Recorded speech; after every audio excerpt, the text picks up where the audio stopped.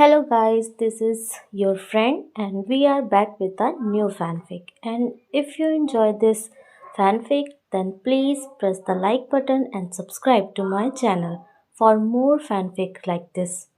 And now let's start the fanfic. Sending a quick prayer to her divine. It was a pleasantly beautiful day in the land of fire, and like every nice, and even not so nice day, there was a mission being undertaken by ninjas from the Hidden Leaf Village. There were 4 ninja in total on this mission. The oldest, and commander of this group, was a woman of exceptional beauty. She was dressed in a red, mesh armor blouse with what seemed to be white medical tape over top of it. The blouse had only one sleeve on the right side, and her arms and legs were wrapped in white medical tape. Her black, unruly, shoulder-length hair was kept out of her eyes by her Hittite, which allowed others to see her unusual, but still beautiful, red eyes. This ninja's name was Kurenai Yuhi, Junin and Genjutsu specialist of Konoha. How much longer? A young female voice rang out, shattering the peace and quiet of the forest. Kurenai looked over at the young girl and had to hold back a laugh at her fellow kunoichi's tone. We're almost there, Ino. Just another hour or so and we'll be at the bridge to Wave Country. Ino Yamanaka was the second member of this unusual quartet. She was a fair-skinned girl with shoulder-length, platinum blonde hair that was tied back in a ponytail, however a single bang stuck out and shadowed one of her deep, blue eyes. She wore a purple, vest-like blouse with a raised collar that stopped above her belly button. She also wore a purple, apron skirt with slits down the sides. Her stomach and legs were wrapped in white medical tape while her arms were sheathed in purple and white elbow warmers. Her Hittite was worn like a belt. But I'm getting bored, sensei. I still don't see why we couldn't just run there. Ino stated before crossing her arms and pouting. This brought a tired sigh to Kurenai's lips, but before she could voice the reasoning behind her decision again, the third member of their squad spoke out. We're walking B because this is just a diplomatic versus visit to Wave Country, Ino, and T there's no real rush to complete it. Oh okay. That's right, Hinata. There's no actual hurry to complete this mission, so we're taking it slow and giving ourselves time to relax. With that being said, Kurenai turned to her surrogate younger sister and smiled, happy that at least one member of the team paid attention to her instructions. Hinata Hyuga was the third member of this team.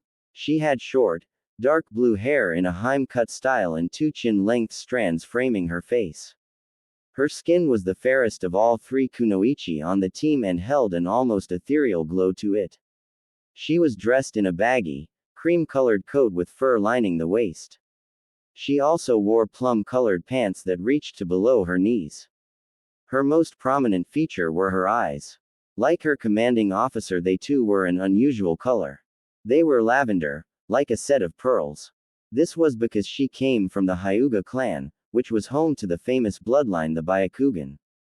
Her Hittite was worn around her neck. Well, of course Hinata has no problem taking her time, Ino began in a teasing tone of voice. She'd do anything to make this mission last as long as possible, ha ha ha. Ino giggled quietly behind her hand at Hinata's mortified look. She couldn't believe her friend would be so careless with her secret. Especially with said secret walking just 20 steps ahead of them. Hinata quickly looked ahead of her, and then sighed in relief when she saw that her not-so-secret love had remained in deep thought and hadn't heard Ino's teasing. This fourth and final member of the team was the lone male of the squad. His name was Naruto Uzumaki. This young boy had a head of wild, spiky blonde hair and a pair of deep, ocean blue eyes. His hair was also kept out of his eyes by his Hittite. He wore an orange jumpsuit, with blue trim around the shoulders and waist, and a raised collar. His most prominent feature known to most were his 6 whisker marks, 3 on each cheek. Right now Naruto had his arms crossed behind his head and his eyes turned to the sky in deep thought. Ever since the Hokage had assigned this mission, the young Uzumaki had felt a sense of anxiousness. He had a feeling that this trip would lead to something life-changing for him and, quite possibly, even the elemental nations themselves. He had no idea just how right he was. Like Kurenai said, They arrived at the bridge within the hour and were greeted by a shocking discovery. The bridge was a magnificent structure, a true testament to Mont's ability to sculpt something out of seemingly nothing. Its size alone baffled the three kunoichi's minds, but add to it the archways that had been built across the tops at 50-yard intervals, and were managing to keep themselves from collapsing under their own weight despite the distance between the left and right sides of the bridge. The Great Naruto Bridge was a masterpiece. Naruto, who had been present for the bridge's completion, wasn't blown away by its splendor, but was shocked when he noticed the new additions to the bridge. There, on either side of the entrance, stood two generously sized statues of Naruto. The statues depicted the young blonde with his arms crossed in front of his chest and a smirk on his lips, the same smirk he gave when he'd battled Zabuza the first time around. The likeness was uncanny, almost as if the statues were about to breathe life and step off their pedestals, which Naruto realized had an engraving on them, in language he'd never seen before.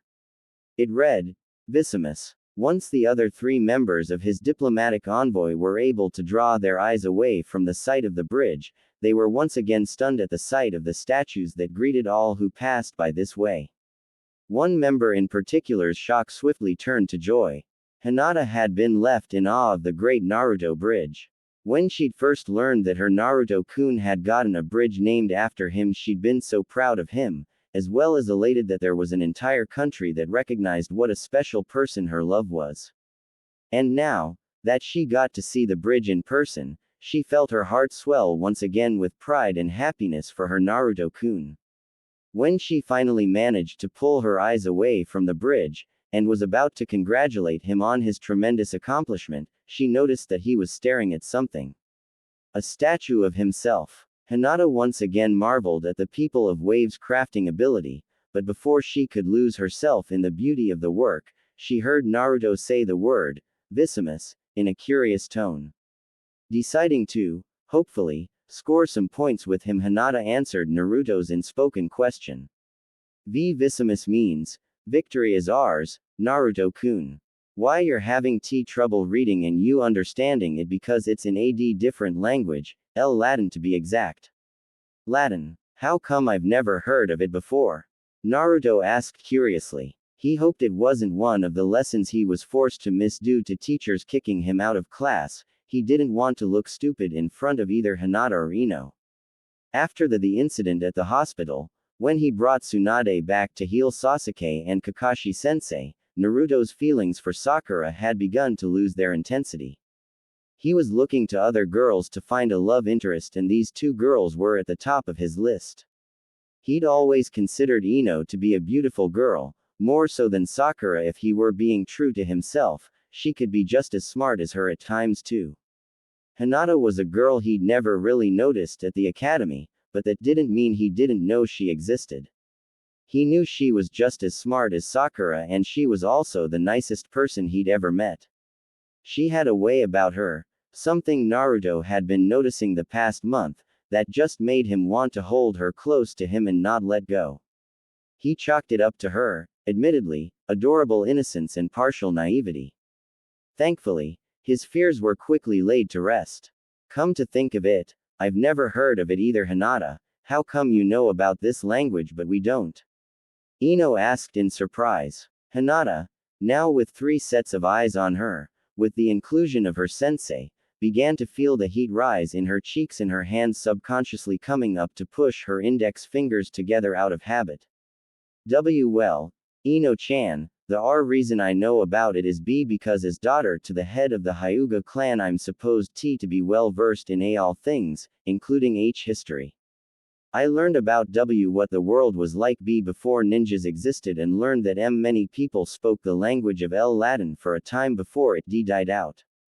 All 3 of her companions were impressed with the young girl's ability to memorize the many things she was tasked with learning, and then being able to just pull that knowledge out at random.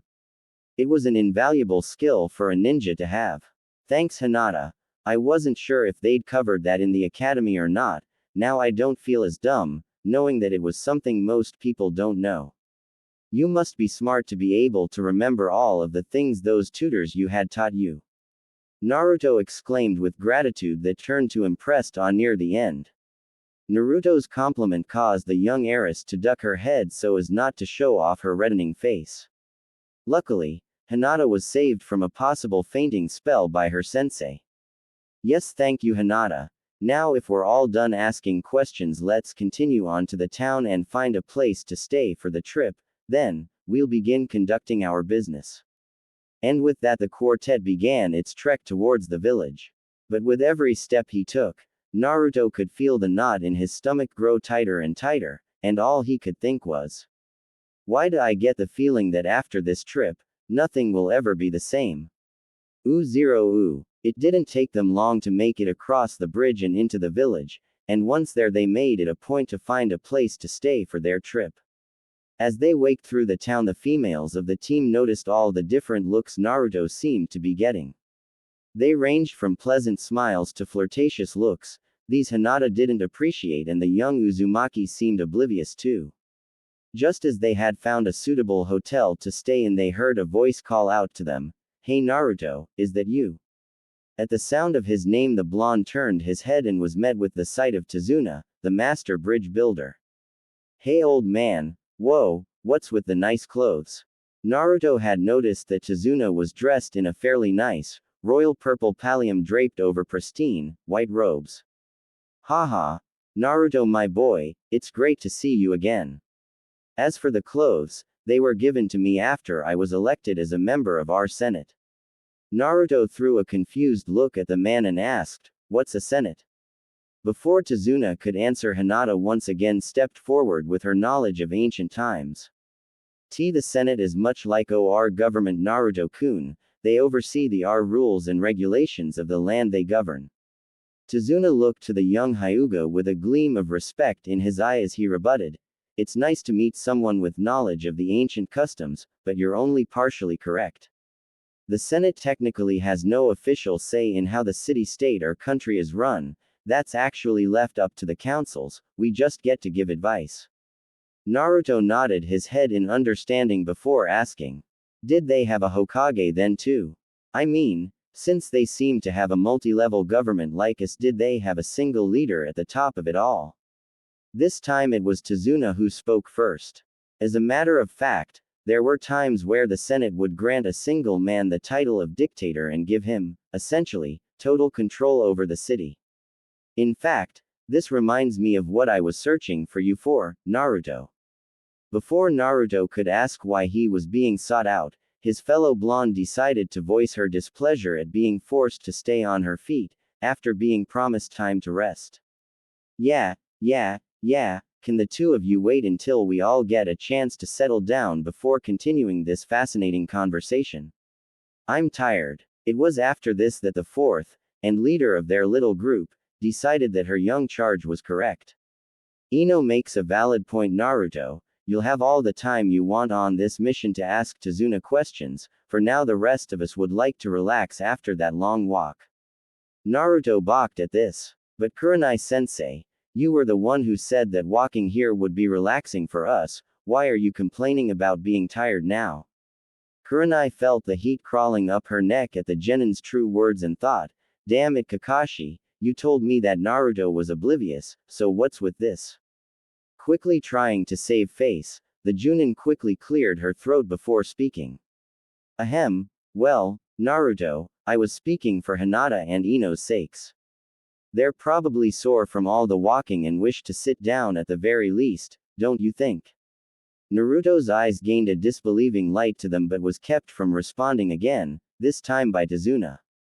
Well, there's no problem with that. Why don't the four of you come back with me to my home and my daughter Tsunami can cook us up something to eat while Naruto and I continue our, how did you put it, Blondie, fascinating conversation, ha ha ha. Seeing no reason to decline, Kurenai quickly thanked the man for his offer and then she and her team followed behind the man back to his home. It took them about another half hour to reach Tazuna's home, and when they did, it wasn't the same house Naruto remembered from his last visit. Instead of a shoddy, wooden two-story home, they were met with a building made of stone. It was a two-story building like its predecessor, but this new house was equipped with a burnt red-orange awning in the front that was being held up by red and white columns. The doorways were made from a rich, heavy, dark brown oak wood. The second story had a balcony that was surrounded by a wooden fence, no doubt the same strong wood the doors were made of. They could tell that the floor of the balcony was a system of large decorative stones spaced out through the cement binding. Windows were placed at the front. They could see at least one on the left side of the home, as well as two on the second story that they could see. The base of the home also had a red trim around it. "Welcome to my home. It's gotten an upgrade since you've last seen it, huh, Naruto?" Said Blonde could only nod his head in agreement. "Well, enough standing around. Let's get inside so your friends can rest and I can tell you what I wanted to talk to you about." Once inside, they were greeted by Tsunami, who was already in the process of making dinner. "It'll take a little more time now since I have to make more food for the rest of you. I hope you don't mind waiting, I just wasn't aware you'd be arriving today." Hinata quickly volunteered to help with the meal, her mind once again set on gaining a positive reaction from Naruto, while Ino let everyone know she was going to lay down on the couch and take a nap. "So, Naruto, how about we go into my study so I can explain why I asked for you specifically on this mission, and why I was searching for you in the village earlier." Naruto looked over to the old bridge builder and he once again felt that feeling of anxiousness well up in the pit of his stomach. What's the big deal? He's probably just gonna tell me about how much better off Wave's been since Gato was taken out. With that thought in mind, he nodded his head and followed Tazuna to his study. Kurenai watched the two males walk off with a calculating stare. She couldn't help the curiosity that stemmed from wanting to know what Tazuna had wanted to share with just Naruto specifically. But before she could ponder it any further, Hinata called her over to taste test the soup she'd made. Knowing how badly Hinata wanted dinner to turn out perfect, Kurenai pushed Tazuna and his strange request to the back of her mind and went to assist her lovesick, though sometimes overly devoted, student. "I just hope it doesn't become a problem." Ooh. Naruto sat, listening intently as Tazuna regaled him with stories of the world before there were ninja. So entranced was he, that he almost missed when the master bridge builder began to speak about the history of Wave specifically. Wave country was once part of a vast empire that stretched across much of the elemental nations and even lands to the west of them. That wall that separates the east and west continents was built by one of the last rulers of that empire. His name was Hadrian. He built it because he felt that the empire had increased to an almost unmanageable size, and to extend it any further would lead to its collapse. Unfortunately, the collapse was inevitable as all the truly great leaders of the empire had already passed on. Their greatest having been assassinated actually. At this, Naruto had to stop and ask. But if he was their greatest leader, why did they assassinate him? Tazuna looked the young shinobi right in the eyes, and spoke only one word: fear. This only confused Naruto more. "What do you mean fear, old man? The people loved him, so what did they have to be afraid of?" The older man couldn't help but chuckle before answering. "It wasn't the people that feared him, Naruto, it was his comrades in office that feared and despised him.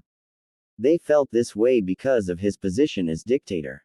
The senators believed that he had taken their power away from them, power the Senate felt rightly belonged to them."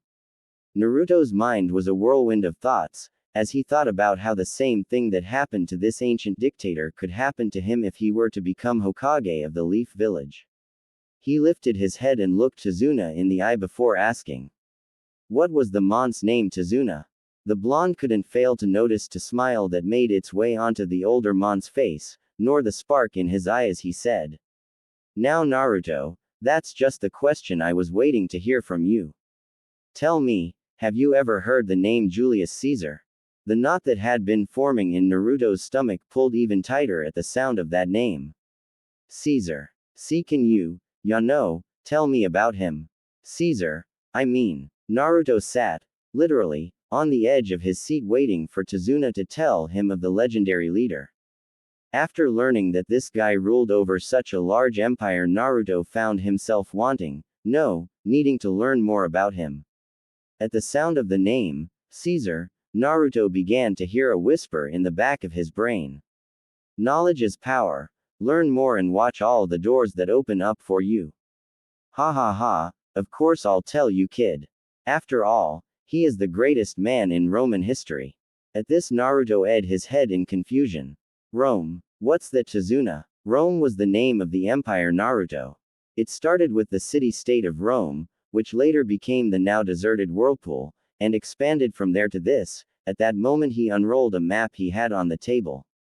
On the map was the entire elemental nations, as well as the continents to the west. The color code to the map was mostly crimson in color, with specks of just the tan of the map littered here and there, and a forest green beginning in the west where the red stopped. Every bit of red you see was included in the Roman Empire.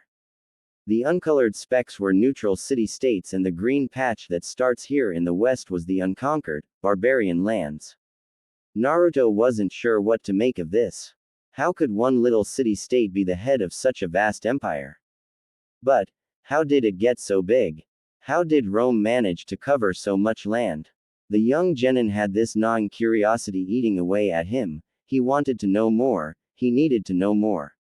And Tazuna was all too happy to share his knowledge with him.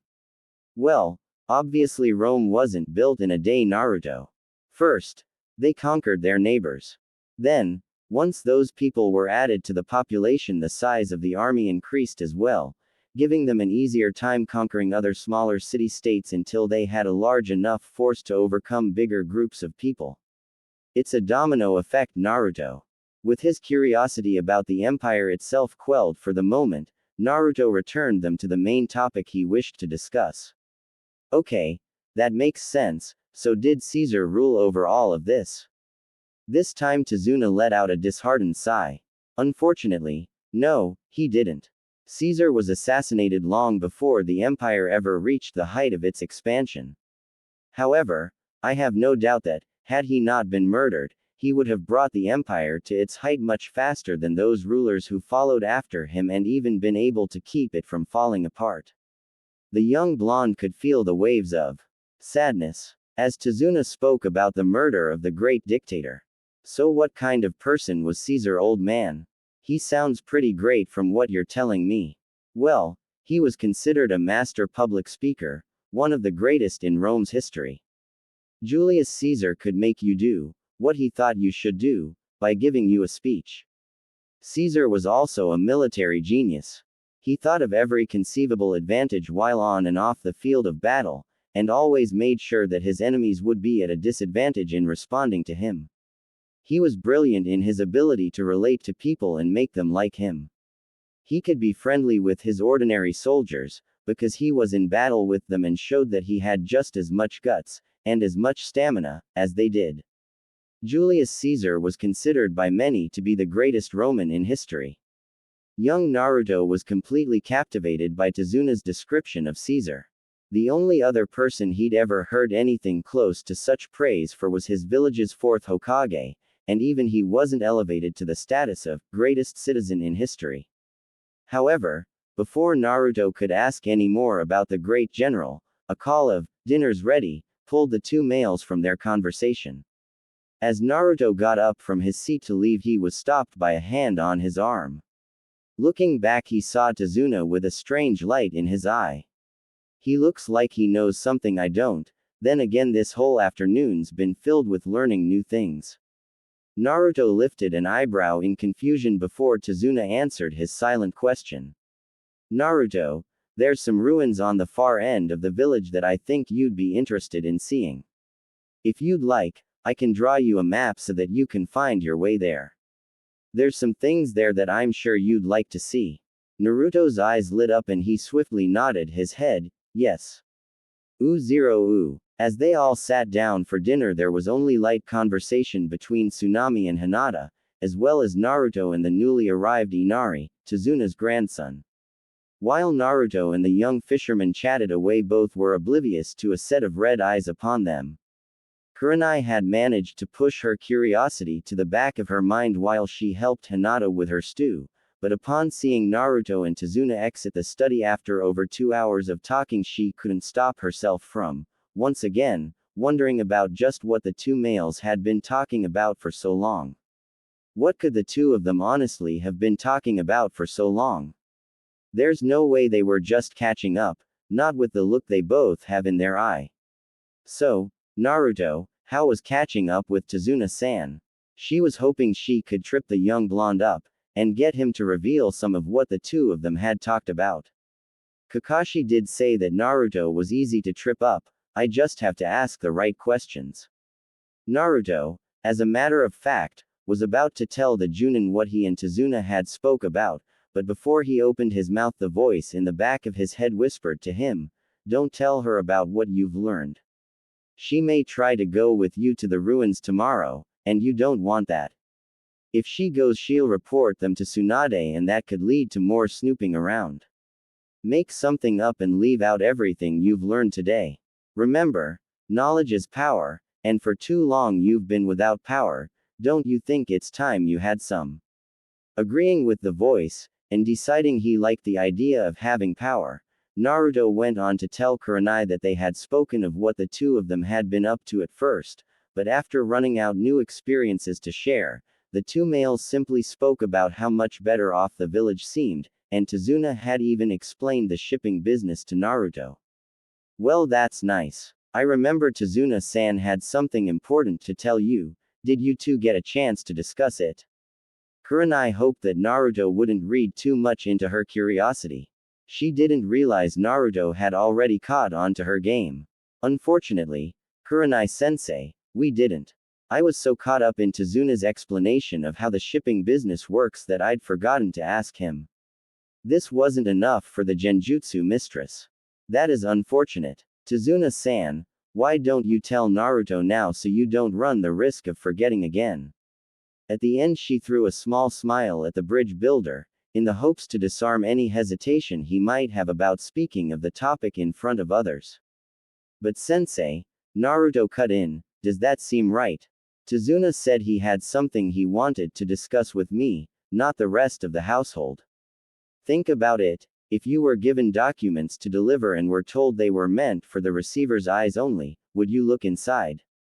With this, Kurenai had been essentially disarmed of any further questions she might have asked, because she knew that if she were to keep up her questions, then she would lose face with not only her students, but also with a foreign business prospect. Damn it, Naruto might not be as naive as Kakashi says he is. That move just shut down any argument I might have made to get Tazuna to talk. With that, dinner became a quiet affair. Even the usually talkative Ino was silent after hearing Naruto of all people basically dress down a Junin. Then, in an effort to break the silence, Naruto complimented the food. "Tsunami, everything tastes great. The fish is grilled to perfection and this stew is amazing, I've never eaten any this good before." At hearing Naruto's compliment, Hinata's cheeks took on a light pink hue, that only darkened to a shade of red when Tsunami pointed out, "Actually Naruto, I didn't make the stew, your teammate did." She smiled over in Hinata's direction, which made Naruto realize the woman was referring to her. "Hinata, you made this?" The Hyuga heiress nodded shyly while keeping her eyes on her own plate.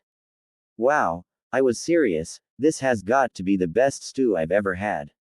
Naruto was unaware the effect his words were having on the young girl sitting at the table with him. "Naruto-kun likes it, I did good." Hinata had been worried that she had missed something or that she'd added too much of another ingredient, but to hear Naruto say it was the best he'd ever had made her face burn a fiery red and her heart to feel ready to burst. Unfortunately, her bliss would soon turn to embarrassment, as Ino seemed to find her voice again. "Well, it better be good, since Hinata wouldn't move more than 2 steps from it. And when I told her that I thought it needed more of something, she'd get all fidgety and wouldn't leave me alone until I said it tasted perfect. Not fine, or okay, but perfect." Ino finished off her retort by throwing a shark-like grin at her fellow kunoichi, finding enjoyment out of teasing her about her devotion to the blonde boy at the head of the table. "Well, it worked. This turned out great. Hinata, you're gonna make some guy really happy one day." Yawn. "Well, I'm gonna go to bed a little early. I guess all that walking tired me out more than I thought." As Naruto got up to leave, he threw a glance to Tazuna and slightly nodded his head. As Naruto was exiting the kitchen, he failed to notice two sets of eyes on him. Hinata's eyes felt like they were going to explode out of her head at the compliment given to her by her Naruto-kun. She desperately wanted to tell him that his happiness was the only one she cared about, that he was the only guy she wanted to stand beside. Or kneel down in front of. A voice whispered in her mind, causing her face to erupt in a crimson flare as her eyes followed her blonde out the door until he couldn't be seen anymore. Another set of eyes watched Naruto as he got up and left the room. However, this pair wasn't filled with love and boundless devotion, but with curiosity and suspicion. She'd always been led to believe that Naruto was a joker and not someone you'd take seriously in an argument. But with what she'd seen today, she decided that maybe, just maybe, there was more to Naruto Uzumaki than meets the eye. Naruto sat on the side of his bed, seemingly just staring at the wall, but really, he was in deep thought. Tazuna said that I'd be specifically interested in the ruins, but I wonder why. What could they hold that would interest just me? Before Naruto could ponder this any further, the voice in his head spoke out, why worry so much about the why? Instead, revel in the fact that you, and you alone, will be going to see the treasures these ruins seem to hold. Tazuna wouldn't send you there if he didn't think it important or helpful to you in some way, right? With that, Naruto was once again left to the silence of the room, and alone with his thoughts. Suddenly it became clear to the blonde that the voice he'd been hearing in his head was his own. It was his mind divulging the wisdom he'd been receiving over the last few hours. With the comforting thought that he might just be more clever than others gave him credit for, and a new sense of delightful anticipation at visiting the ruins tomorrow, Naruto lay back on his bed and drifted off to sleep. DREAM. Naruto found himself, oddly enough, sitting atop the front gate of his village. Sure, he'd sat up here before finding out about the great view on the Hokage monument, but he couldn't think of why he'd be there now. But before he could question it any further, Naruto heard what sounded like a horn, echoing from a distance. Normally he'd have dismissed this as his ears playing tricks on him, but then he heard it again, and there it was again. All until he heard the entire song being sung by those horns. And then that's when he saw it. A large group, an army by the looks of it, was marching down the dirt road to the gate of the Hidden Leaf village. The men were arranged in what seemed like squares, each one following the one in front of it. He could see the ever-blowing trumpeters at the front of the line, keeping in step with the soldiers in the front line. Naruto couldn't very well see what these soldiers wore, since their bodies were covered by their massive shields, but he could see that they wore metal shin guards on their legs and what looked to be leather shoes. On their heads they wore helmets unlike any Naruto had seen before. The helmets seemed to be skull caps, with metal face plates attached to guard the sides of the wearer's face, and Naruto could just make out a piece in the back that looked to be meant as protection for the back of the neck. The helmets were silver in color, with gold trim lining the cheek plates and the edge of the skull cap.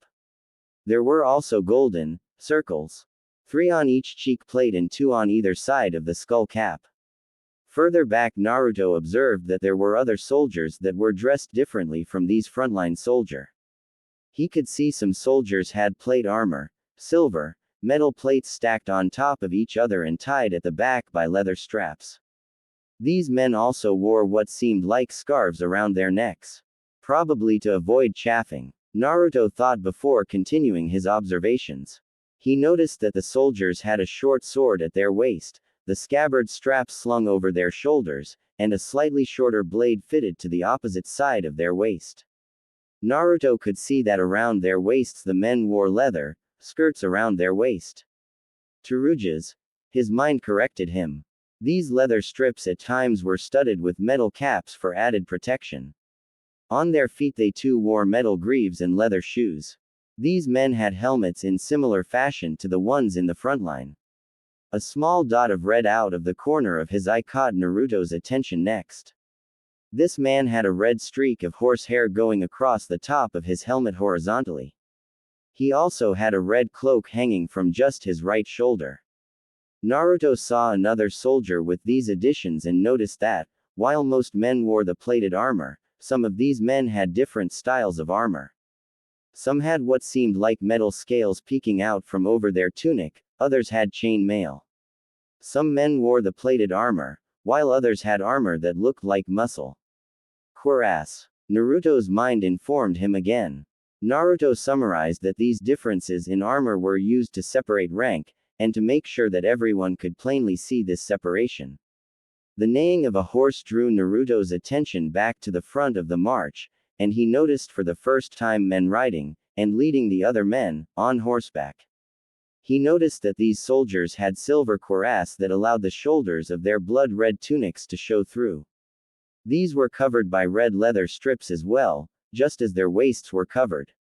Like the other soldiers, these men had metal shin guards and leather shoes, though he could tell that the metal being used for these men's armor was of higher quality than the other soldiers. These men also wore blood-red capes that, instead of hanging from their shoulders, seemed to wrap around the neck and flow outward from there. These soldiers' helmets were also different. Instead of being made from multiple attachments, theirs was one single piece of metal. It still remained able to protect the neck and face, but didn't run the risk of having a piece be damaged and fall apart. The helmets also had red horse hair on top, but instead of side to side, these guys wore theirs front to back. Overall, Naruto silently admitted to himself that these guys looked cooler than the other soldiers. And then Naruto found himself drawn to a soldier who was riding just steps ahead of the other officers in front. Naruto wasn't sure why, but after his eyes had been drawn to this particular soldier, he couldn't look away. The man seemed to exude confidence, if his straight back and almost swaggering riding pace were any indication. His eyes were trained on the approaching gate, a wolfish smirk sat across his face. This man, Naruto guessed, was the general of the entire force. Then Naruto noticed something. The man had blue eyes. Eyes that seemed very familiar to him. Then, as if sensing someone's eyes upon him, the general looked up and met eye to eye with Naruto. End dream. Naruto bolted up from bed and quickly placed his hand over his racing heart, as if to try and soothe the thumping organ. The young blonde wasn't sure what had just happened.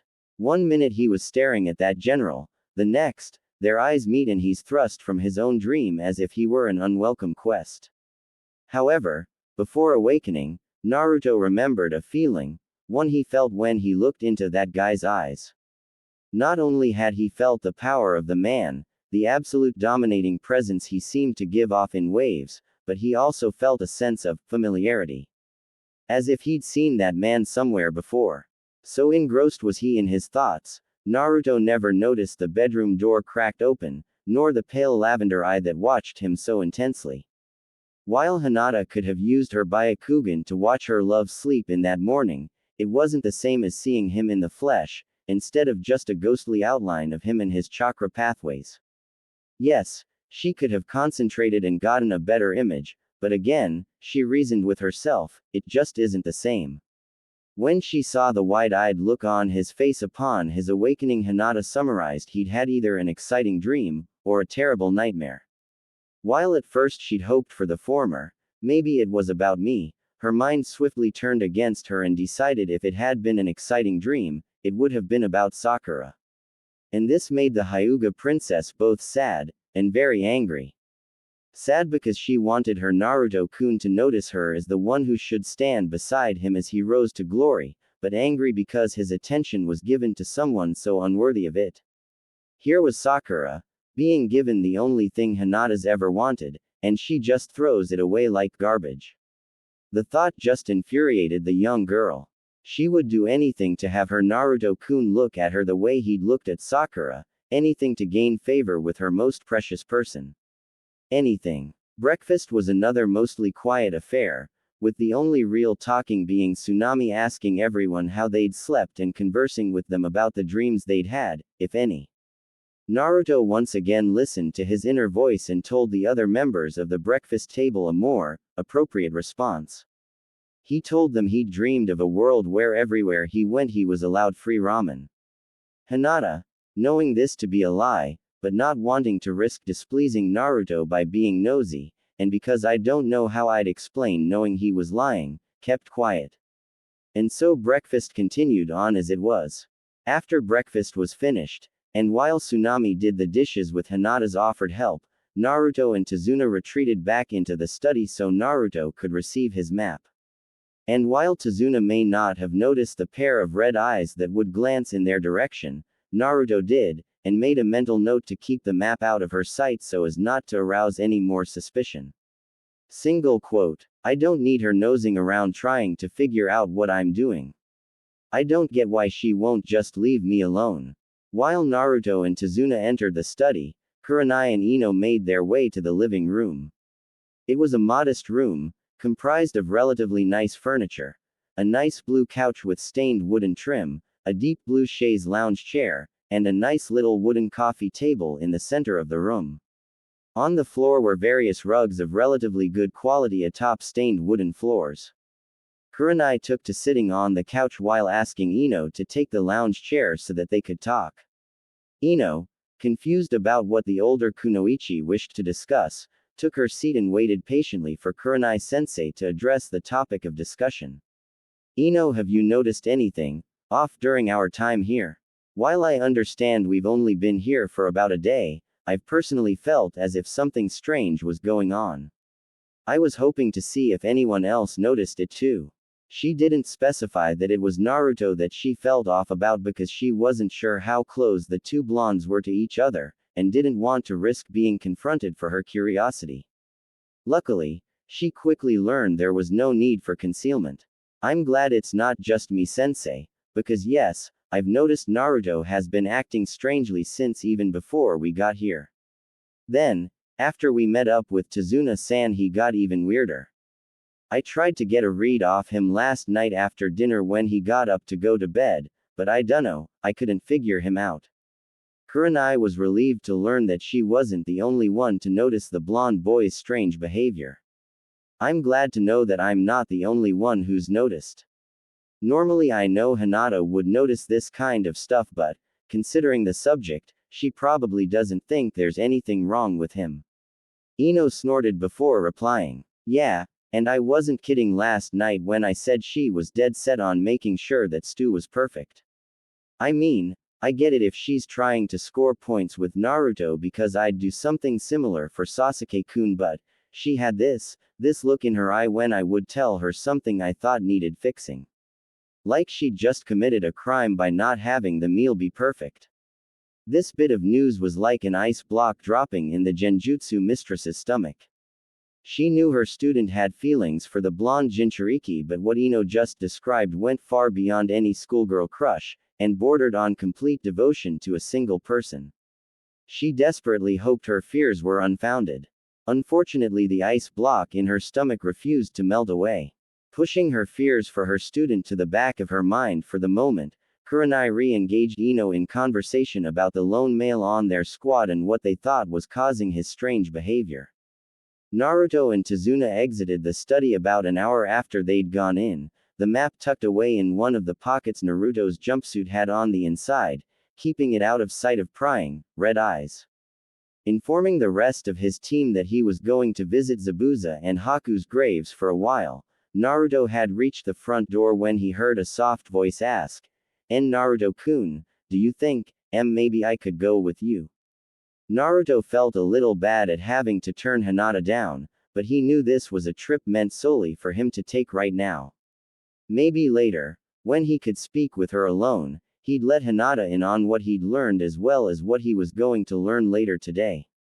Unfortunately, for now, he felt she was too close to her sensei and may speak to her about what she would learn. So for now he decided secrecy was his best option. Sorry Hinata, not today. Maybe some other time okay. This is something I just want to do alone right now. It hurt him a little to see the disheartened look on her face but he pushed that aside and was about to make his way out the door when the young girl asked. Naruto-kun, if it had been Sakura-san to ask, would you have allowed her to go with you? The blonde didn't even have to think about it before answering, no, and continuing out the door so as to avoid any more questions. If he had looked again, he would have seen the light begin to return to Hinata's eyes at hearing that Sakura wouldn't have been preferred company over her. Ooh. As Naruto walked through the village of Wave Country, he noticed that many of the old, beaten down, wooden establishments and homes had become stone buildings with sturdy roofs and lines of customers. He also took notice that the people were happier, and their clothes had changed from patchy rags to tunics and strapped sandals. Some people also wore variants of what he'd seen Tazuna in, some wore red, some blue, and even the occasional yellow robes. These particular people also held a certain air about them, almost like he'd seen Sasuke walk with, but less stuffy. No, that feeling belonged to the few men he'd seen in white tunics with a red pallium draped across it. But even those men gave Naruto sincere smiles in thanks for his returning the village to its former glory. After what felt like hours, Naruto arrived at the ruins of Wave Country. He'd known he was close when he began to see pieces of columns and triumphal arches, things he'd learned from Tazuna as he was drawing the map. The young blonde was amazed by the craftsmanship exhibited through these pieces of history, even if they were eroded by time. He knew he'd officially arrived when he saw that there were actual whole buildings still standing. He walked through what seemed to be a neighborhood, judging from the types of building he saw. They look like apartments. Wait, Tazuna said there was a name for those, Insuli, I think it was. He quietly made his way down the worn-down, stone-paved path. He noticed the, for its day, ingenuitive design of the drainage ditches and how the road was cambered, which allowed it to be drained. Naruto walked down this road, and many others, admiring and inspecting the forgotten world around him, until he finally happened upon the building Tazuna told him specifically to seek. The temple was, like most of the other buildings, wash-white due to age. It sat atop a raised platform and had steps that lead you to the small stretch of platform that lead to the entryway. There were 6 columns that held up the front of the roof, a roof that looked like a flat, but three-dimensional, triangle. There were columns along both sides as well to assist in holding up this roof before they morphed into walls of a building. Look up Maison Carry for an idea of what it looks like. The temple was huge. It was longer, and taller, than any other temple he'd seen by far. And according to Tazuna, it was dedicated entirely to Caesar. The temple, also according to the bridge builder, was said to have housed Caesar's own written works. His campaign journals. It's also said that his family records had been included in his temple, and that every generation up until about 50 years ago, had inscribed their name into the line. When Naruto asked why Caesar's temple was built in Wave Country rather than Rome itself, Tazuna replied. A temple was built in Rome, but they moved his works and the family records to Wave because of Caesar's enemies. If they'd found his journals, then they'd be able to implement his brilliant military strategies in a way no Romans felt was proper. The people felt that for a non-relative of Caesar to even look in the book was an offense to the man's memory.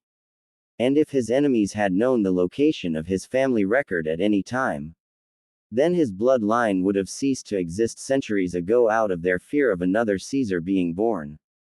Naruto slowly began his ascent of the temple steps, and then, as he reached the platform, he noticed some Latin words inscribed above the entrance that read, Vivat Caesar, long live Caesar.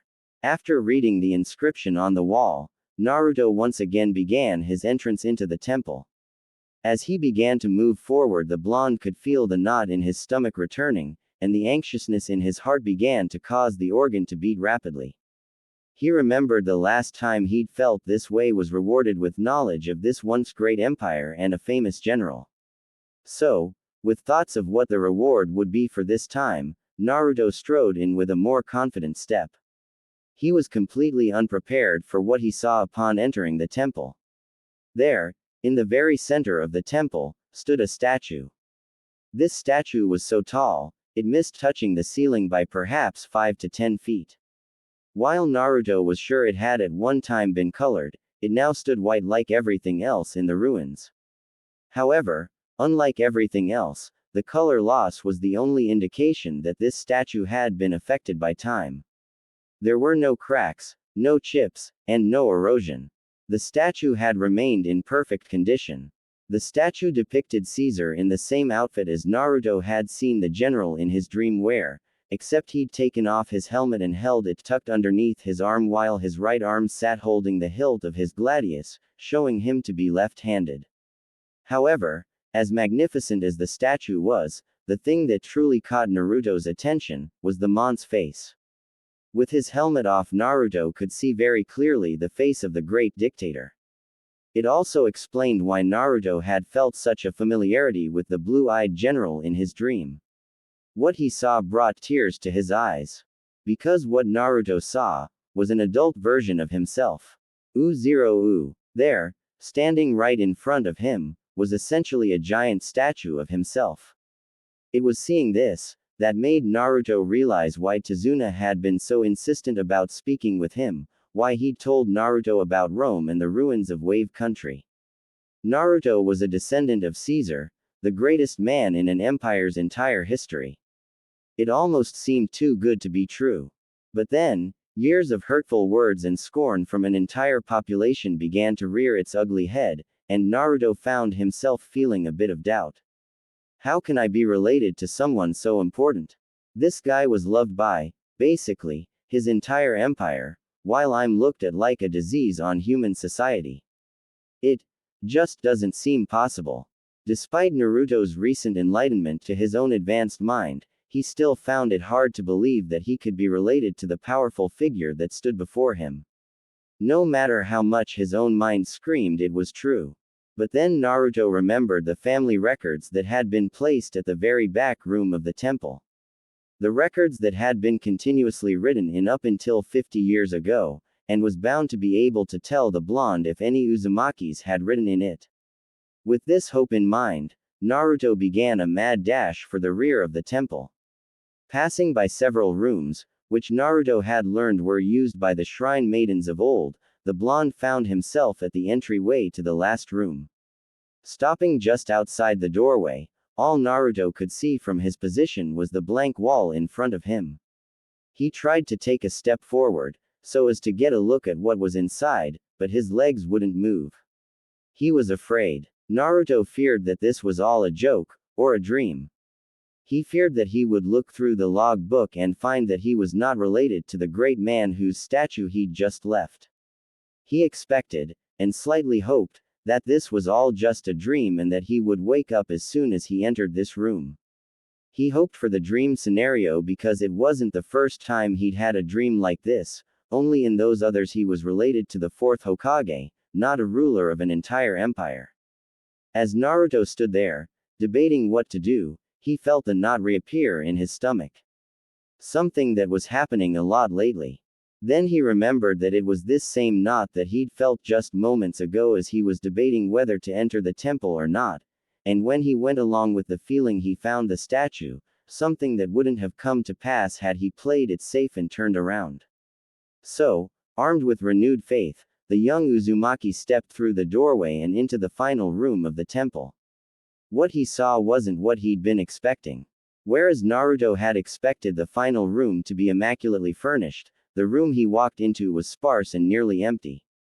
The room was about the size of Naruto's apartment and consisted of a plain table and chair, with a black leather-bound book sitting in the middle of the desk, as well as a small shelf on the wall, both just out of sight of someone standing outside the door.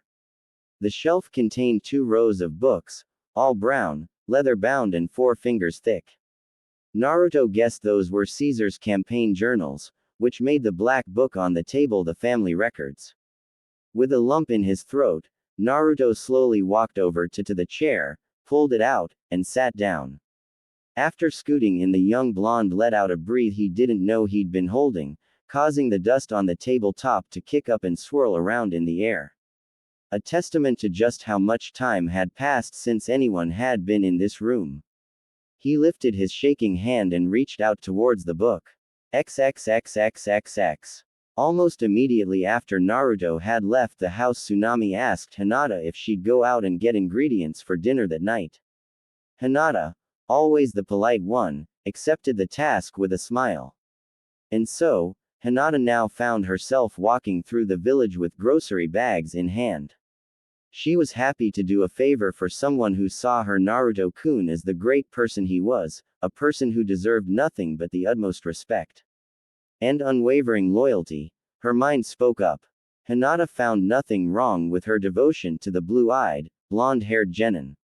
She'd seen how other girls acted around Sasuke when she'd gone to the academy, and felt she was different because her feelings were feelings of love, not just some schoolgirl crush.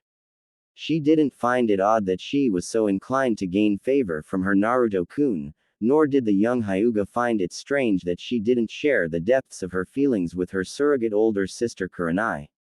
She wouldn't understand anyway, she'd probably just think I was acting like those girls at the academy. Well, she, and everyone else for that matter, won't have anything to say when my Naruto-kun is standing atop the Hokage building giving his inauguration speech. And I'll be right there by his side. He'll have finally realized that I've always been there for him and will reward me for my devotion. With that ending thought, Hinata entered into a state of bliss as her mind began to play out the different ways her Naruto-kun would reward her for being so devoted to him. This led the Hyuga princess to needing to find a secluded area where she could feel the full effects of her imagination. I don't think Tsunami-san will mind if I take a little detour getting home, it is rather warm out today after all. And with that, the young Kunoichi veered off towards the forest to help relieve herself of the heat. XXXXXXX. Tazuna sat in his study staring at the map he'd shown Naruto yesterday, his eyes trained on one spot in particular. He was staring at Rome. He still couldn't fully grasp what he'd learned about Naruto, and his connection to Caesar. He'd made the discovery a few short weeks after Naruto and his team left from Wave. Flashback. Tazuna was stumbling about, just coming out of another drunken stupor. When he fully came to his senses, he noticed that he had entered into some of the woods that encircled Wave. Although he didn't recognize any of his surroundings, he looked around and noticed a stone road that seemed to go on for miles. Deciding that following the road was his best bet, Tazuna began to walk. He walked for what he guessed was an hour and a half before he noticed broken columns and triumphal arches. But columns haven't been used in ages. Not since Roman times. Tazuna's mind began to click everything into place. The stone roads, the columns, the arches, it could only mean one thing. He'd found Roman ruins. Tazuna could feel the smile that stretched from ear to ear across his face and the swelling of his heart upon realizing just what he'd found. He'd grown up on tales of the ancient empire, hearing tales of Marius, Hadrian, and of course, he was told stories of Caesar. He'd been raised with a high sense of patriotism, which was why he'd fought so hard to free his country from Gato, because he refused to see a piece of the once great Roman Empire put under the thumb of some low-level thug. And so, Tazuna continued his trek through the ruins, taking in the craftsmanship of the columns and arches, true works of art. Finally, after what seemed like hours, Tazuna happened upon the entrance of a town, a real, still standing, town. His excitement mounting to new levels, Tazuna's pace quickened, wanting to begin exploring the ancient treasure he'd stumbled upon. He knew he was in for a long night. XXXXXXX. Hours had passed since Tazuna had discovered the desolate, but beautiful, town. He'd explored the forum and all its shops, finding blacksmith equipment in some buildings. He'd scoured through homes, finding what appeared to be old-world clay ovens in the homes of upper-class citizens and then finding braziers, stoves for the poor, in the insulae of the lower-class citizens. He journeyed then to the temples and government buildings. What he would find there would forever change the course of history. Having just exited a temple of Jupiter, the old bridge builder was greeted with light as the sun began to rise seemingly out of the trees. This brought the novice explorer to a standstill as he realized. I've been out all night, Tsunami's probably worried sick, not to mention how Inari probably feels. I should go home for now. I can always come back later, and next time I can bring others. So, with his mind made up, Tazuna turned and started walking away. The man had made it to the entrance to the town when he heard it. A bird call. Normally Tazuna would just ignore it and continue with his business, but he'd never heard this type of bird call before. That, accompanied by the tightening knot in his stomach, enticed the older man to turn around and find the bird. What he saw astonished him greatly. There, perched atop the roof of one of the shops, sat an eagle. This shocked the man because eagles were not native to wave country, and were never seen flying in its airways. So then what was one doing here now? Then Tazuna noticed something strange. The bird seemed to be looking right at him. As Tazuna began to back away, the bird let out another cry, and continued to do so with each step back the bridge builder took. It's as if the bird's telling me to wait, he mumbled quietly. So he took a few steps forward, and was rewarded with a shrill chirping that sounded almost like, yes. Tazuna, still unsure of what was going on, remembered that the eagle was not only the symbol of Rome, but also Jupiter's favorite form to take when dealing with mortals. But that was impossible, wasn't it?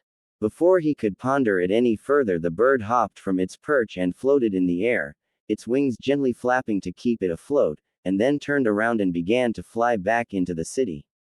While still unsure what to make of what he was seeing, Tazuna decided that there was really no harm in following the bird. After all, he was already late getting home, what difference would it make?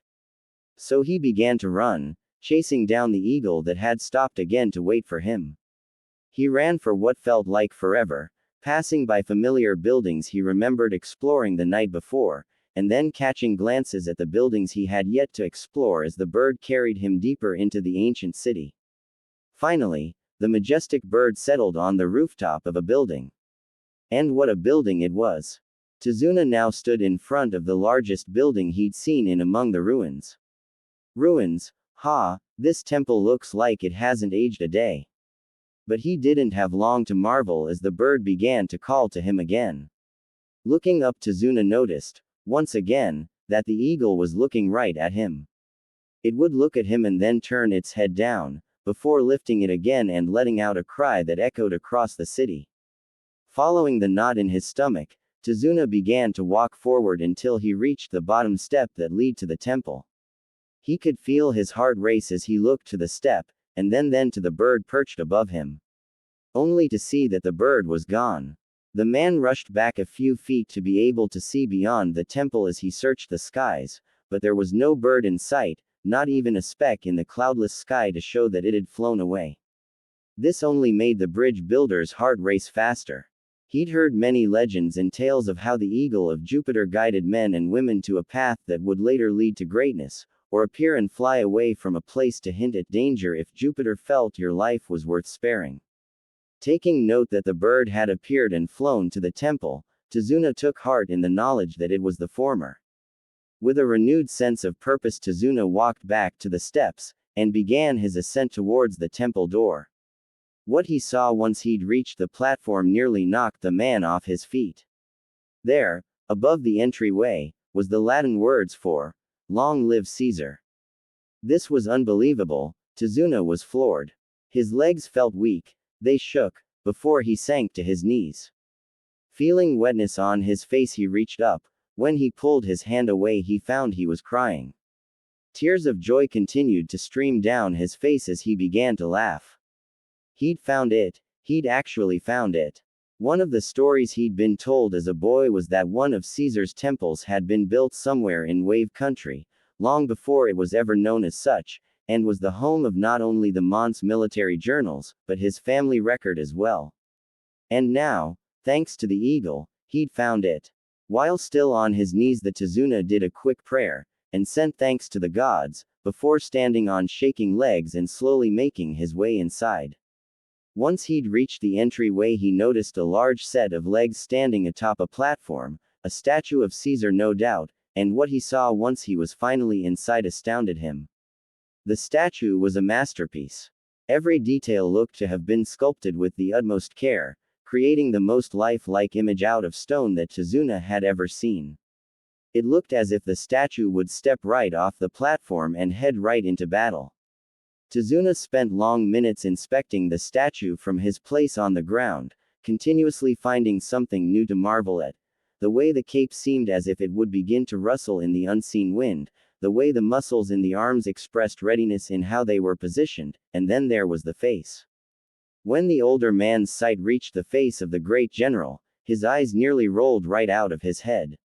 He was staring Naruto. End flashback. Tazuna recalled, after coming out of his shock, searching the temple and found the family records.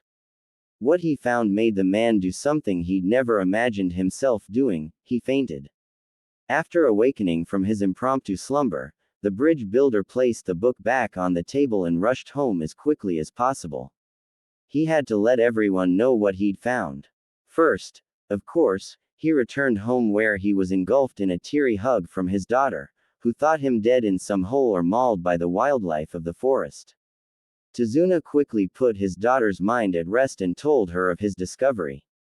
Flashback.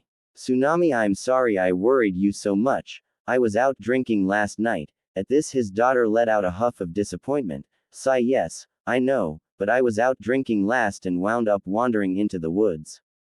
When I finally came back to my senses, I wasn't really sure where I was, and then I noticed a stone path. I followed the path and, Tsunami, you'll never believe what I found. He went on to tell her of everything he'd experienced while he was out, and by the end of his tale, Tsunami was just as excited as he was. She, like Tazuna, was raised on stories of the Roman Empire. And now to hear that it had a chance to resurface. It was almost too good to be true. So the two of them gathered up the people of Wave Country and Tazuna led them to the ruins. The town seemed to just come alive again, with all the people walking around, oohing, and awing, at the ancient world around them. This went on for several hours, everyone wanting to see and experience everything the old world treasure had to offer. Finally, after everyone began to settle in at the forum, Tazuna spoke out. People of Wave, hear me. I know that this has been an exciting day for all of you, but there is still more to see. At hearing this, murmurs broke out. More. What more could we want to see? I don't know, but it's got Tazuna excited, so I wanna find out. These, and more of the same, were what greeted Tazuna's declaration. He responded, incline. Now, I know it may seem hard to believe, but what I have next to show you will surely be worth it. If you would all follow me, I will show you the real reason I was so excited. When most of the village looked on in skepticism, Tsunami came forward in her father's defense. People, please, trust that what my father says is the truth. You trusted him to save us from Gato and he did. You trusted him today, when you know in your heats how unlikely his tale seemed. All he's asking, is that you put your trust in him one more time, and let him bring you the same joy he feels now. What's so wrong with that? That did it. Every member of the village broke out into a smile, and a look of belief shined in their eyes as they stood straighter, bodies filled with a new sense of anticipation. They were ready to be shown this new great wonder. Tazuna sent a grateful smile to his daughter before turning and walking off towards Caesar's temple. Upon arrival at the temple, the villagers' mouths dropped to the ground in awe of its greatness. Never before had they laid eyes upon something so immaculate. It was after hearing Tazuna's next words that sent the mass of people into a frenzy. My fellow villagers, each of us were raised by our parents on the stories and customs of the once great empire of Rome. Stories and customs we have passed down to our own children, who will no doubt pass it on to their own children. I bring you here today to inform you, the days of the Roman Empire will soon rise again. Many of the villagers were weary of the bridge builder's words. This wasn't to say they didn't wish for the return of those ancient days, but it just didn't seem possible. Tazuna, sensing their hesitation, quickly spoke up again. Wait, stay and listen. Inside this temple lies the tools to the Empire's glorious return, I promise you. For this is no ordinary temple. This is the temple of Gaius Julius Caesar. He finished his exclamation with the throwing out of his arms in excitement. Tazuna's words struck a chord in every individual standing outside the temple. While it's true that they'd all grown up hearing different tales of famous Romans, everyone's favorite stories were always the ones that involved the great dictator. His very name caused a tingle to shoot up their spines. The children's eyes all widened in glee at hearing his name, as they had all gone to bed with stories of the Mont's bravery and heroic deeds. Seeing that everyone was ready, Tazuna began funneling them into the temple. End flashback. Tazuna let out a laugh at remembering the people's faces when they learned that their savior, Naruto Uzumaki, was also the descendant of their great Caesar. Suddenly Tazuna's belief in the resurrection of Rome didn't seem so far-fetched. He'd sent the mission request to the Leaf as an excuse to get Naruto here, so Tazuna could show and teach Naruto about Rome. Then, with the boy's curiosity stoked, he'd tell the blonde about the ruins. He wasn't at all surprised at the boy's ability to ward off that Junin. He knew the kid was more clever than others gave him credit for. And now, with the knowledge that Caesar was his ancestor, he knew that the boy's cleverness would only become more dangerous to his enemies. Now, all that was left to do was wait, and be ready for the rebirth of the eagle. XXXXXX. Naruto sat there, his hand hanging in the air above the black book on the table in front of him. He wasn't really sure how long he'd sat there, it felt like days. But what he did know was that he wouldn't ever find out the truth if he didn't open the book and take a look inside. Swallowing the lump in his throat, Naruto pulled the cover over and revealed what appeared to be an author's note on the front cover. Caesarum quasi hydra amputavit caput, et multo plures tantum locum dedit. Unfortunately, Naruto had not learned enough Latin from Tazuna that day to be able to read the whole thing. The only word he'd really been able to decipher was Caesar. After adding learning Latin to his list of things to do when he left, Naruto began to once again flip through the book, scouring through the names in hopes of finding his own. XXXXXX. While Naruto searched for a link to his past, Kurenai stood atop the balcony of Tazuna's home deep in thought. I just can't seem to figure it out. What could those two have been in such deep discussion about? And then there was this morning. They go into the study again, and then Naruto comes out and just decides he's going to check on some grave. I highly doubt it. In fact, the ruby-eyed Junin doubted it so much that she'd sent a clone out to the grave soon after he left, and she got the location from Tsunami. She learned, after it dispelled itself, that the blonde genin never actually visited the graves. He'd lied, which could really only mean one thing. He knew she was watching him. That kid's a hell of a lot smarter than Kakashi-san gave him credit for. I wonder how he'll react when I inform him of just how clever his student really is. Speaking of informing others, she knew she'd have to report her charge's strange behavior to not only the Hokage, but Master Jiraiya as well. Perhaps they could shed a little light on just what Naruto's strange behavior could mean. Until then, all she could really do now was wait. Ino was bored. Ino Yamanaka hated being bored. But then there wasn't much else she could do right now anyway. For the first time, she didn't feel like going out and browsing the shops of another village. She just wanted to go home. She didn't even understand why she'd been given the mission in the first place. I mean, yeah, I'm a future clan head, but that doesn't mean I really need to go on these kinds of missions, does it? And I don't even have anyone to interact with on this team. Hinata's no fun to talk to, and the only thing she probably even wants to talk about is Naruto, which is a subject I am not interested. The female blonde let her thoughts stop for a moment as she thought about the other blonde on the team. The one who'd been acting strangely. She'd never really been close to Naruto, but she didn't necessarily dislike him as Sakura seemed to. She just never found any merit in being his friend. In the academy he was so loud and annoying, his stupid pranks and his awful jokes, Ino wasn't sure what Hinata saw in him. But now, the Naruto that was on this mission with her, seemed like the complete opposite of what she's used to. The Naruto she'd gone on this mission with was quiet, calculative, and dare she say it, cool. PFF'd. Naruto, and cool, Two words I never expected to have in the same sentence unless there was a not in between them. But something's been up with him since he learned about our mission from Wave. Almost as if he was expecting something to happen after we got here, which something did happen. He met that guy, Tazuna, and ever since their little conversation in the street, the two of them have been acting weird. Ino wasn't sure what was going on, but when she thought about Naruto and his strange behavior, she could feel the beginnings of a knot start to form in her stomach. What that meant, she dreaded to guess. Her thoughts were broken by Hinata's return with the groceries for dinner that night. I'm gonna have to talk to Shikamaru about this when we get back. XXXXXX. Hinata wiped her face on her sleeve. After relieving herself from the heat she'd been feeling, the young girl went in search of a body of water to help her cool off from her activities. Luckily, she was in a country that was surrounded by water. She couldn't believe she'd really just pleasured herself out in the middle of the woods. What her Naruto-kun think of her if he'd learned of such a thing?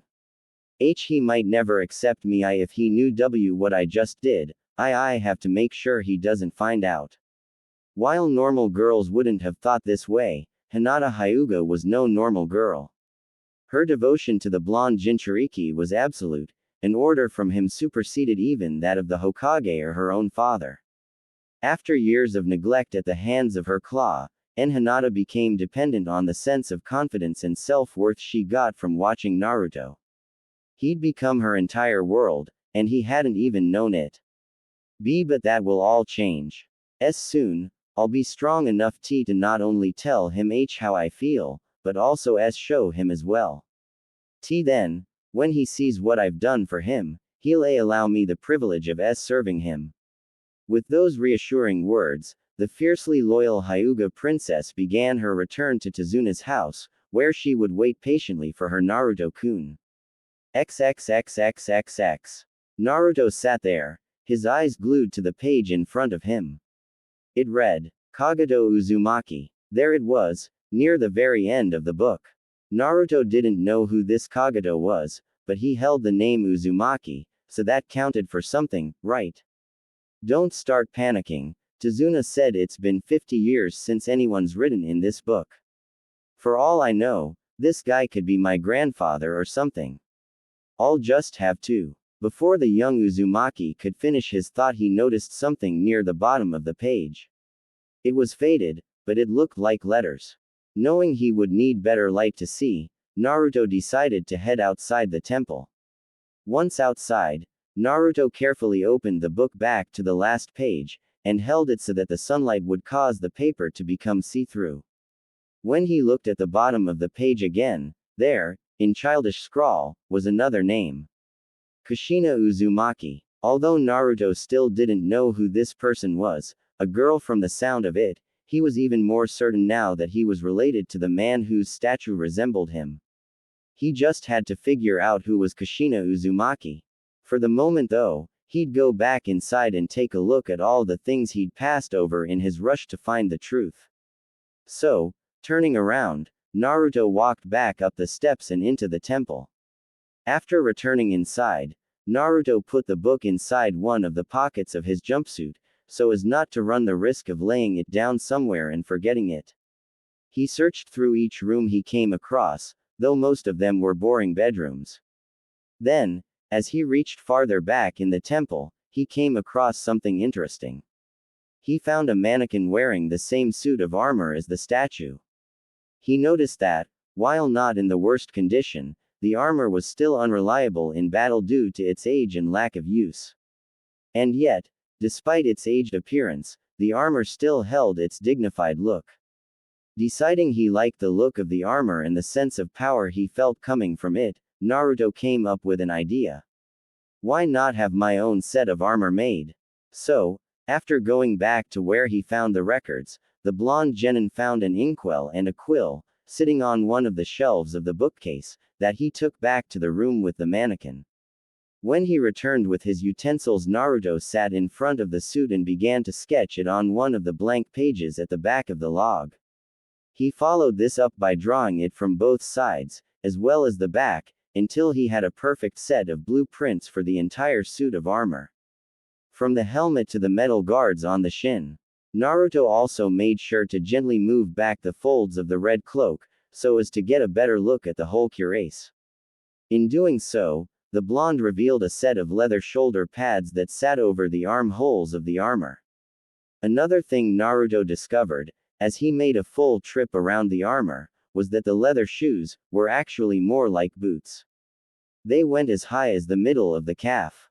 Figuring he'd spent enough time in the ruins, Naruto decided he'd call it a day. After grabbing a rucksack from one of the bedrooms and placing the records and his map back in his jacket pocket, Naruto exited the temple and began his walk back to town.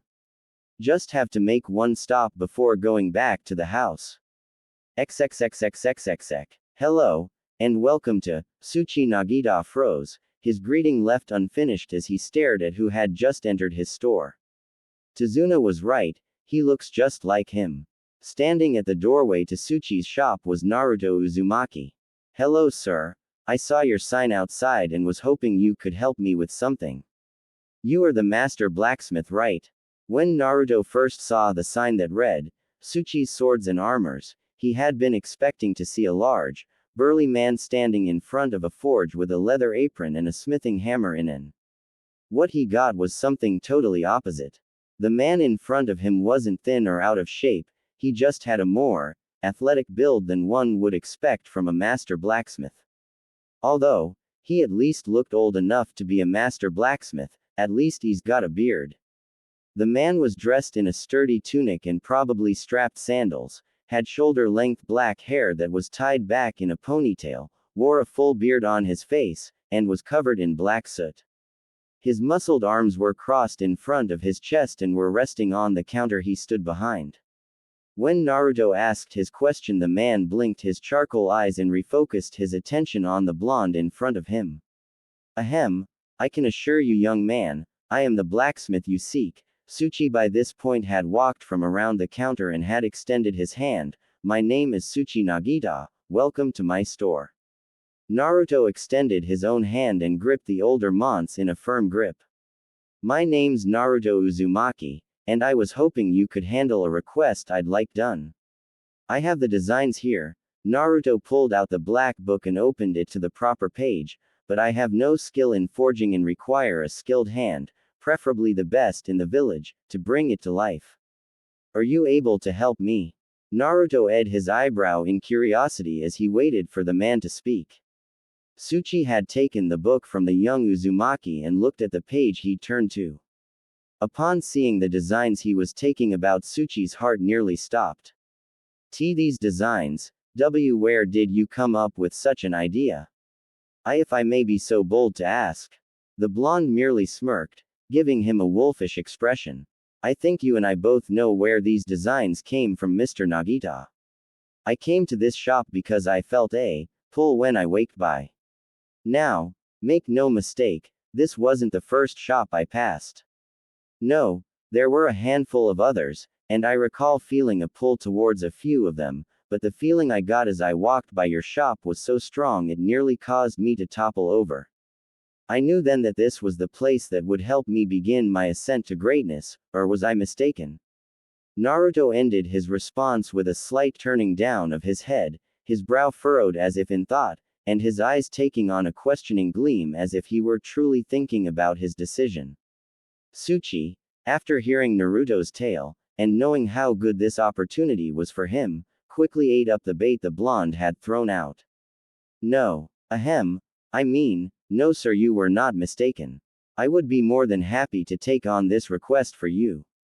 It should be ready within the week. That wasn't good enough for the Uzumaki.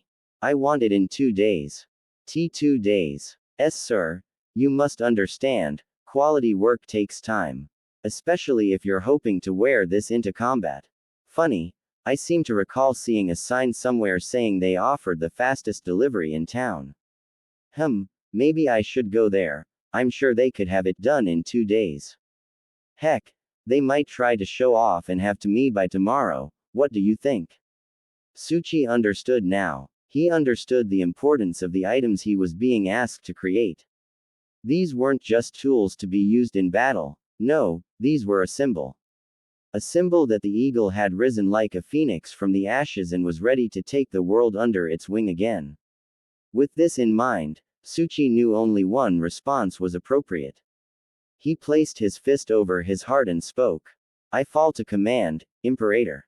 Naruto and his squad stood at the entrance of Wave, all packed and ready for their return to Konoha. We thank you again for your hospitality, Tazuna-san. You made our stay here most enjoyable. Kurenai said with sincerity. The quartet had stayed with Tazuna and his family for a week after arriving, but they each knew that after so long away, it was time to return home. Think nothing of it. We were more than happy to welcome our hero back. Tazuna's response was cut off by shouts of, Naruto-sama. Looking to the crowd behind them, the huddle of five could see a man pushing his way through the mob of villagers. Naruto noticed that it was Tsuchi. Naruto-sama, I have the last part of your request. At this, the blacksmith removed a cloth bundle from around his chest and presented it to the blonde that stood before him. Please, I humbly ask that you accept my apology for being so late with the completion of your order. I have no excuse. Naruto looked down at the man who bowed before him before taking a quick glance at the crowd. Knowing that his reaction would set the pace for his plans for Wave, Naruto decided on how to handle this. Whether or not your lateness will be forgiven depends on the quality of what you've brought me. Unfortunately for you, my inspection of your work will be done back in my home. But rest assured, you will be hearing from me soon. With that said, Naruto wrapped the cloth bundle around his chest, tying it in the front and turning away from the man to face Tazuna. Where do we stand in regards to what we spoke of the other night? Naruto questioned softly, so as to avoid letting nosy Junin overhear. It's been started, Naruto. When the first section is complete, I will have a messenger bird send word of its completion. Nodding his approval, Naruto gave one last look at the crowd of people that looked upon him with loyalty and respect. And so it begins. XXXXXXXXX. The journey back from Wave was significantly faster than the arrival. This was due to the fact that, instead of walking, the squad of ninja were tree hopping. Upon orders of its Junin commander, Kurenai wanted to return to Konoha as soon as possible. After a week of strange behavior including disappearances, secret talks, a complete 180 of attitude, and other strange things, Kurenai had gotten extremely weary of her male charge. Even stranger were the items he now carried with him. When we get there he's got nothing, but when we leave he's got a rucksack and a bundle of cloth, both holding something suspicious no doubt. The problem was, Kurenai couldn't just order Naruto to show her what he'd picked up. She had to have probable cause before commanding another ninja, no matter the rank, to reveal their personal effects on a mission. Which she unfortunately did not have. She glanced behind her and took stock of the blonde male currently under her care. Naruto's eyes held a different, sharper light than they had before the trip to Wave. Where there was once warm, sky blue gems now set to calculating, cobalt stones. Where there was once always a ghost of a smile, now sat, not a scowl, but more of an ever-concentrating look. As if its wearer were in constant thought or observing the world around him. This Naruto Uzumaki Kurenai was bringing back to Konoha was most definitely not the Naruto she'd been joined by in the Hokage's office when they'd been assigned their mission.